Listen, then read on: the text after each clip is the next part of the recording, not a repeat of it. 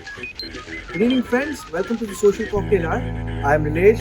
Today I will be showing you a sundowner cocktail which has of course coffee, there is some honey to it, and my favorite which is tequila.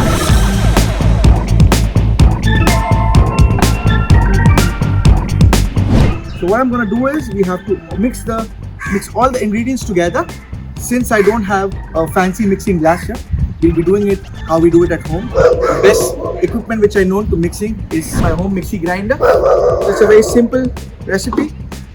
I take some coffee, approximately 120 ml of coffee, to which I will add a dash of honey for the sweetness, honey being more nutritious than your refined sugar. I have some unsweetened Hershey's cocoa powder just to add that taste. I just give it a stir. And last but not the least, I have tequila, Patel, Reposado. Pouring in a good 60 ml of that. I don't want to go heavy on the alcohol since it's evening, it's 4:30 in the evening. I want to go heavy on the alcohol. Very simple, I just mix the ingredients together, pour it over my mixie.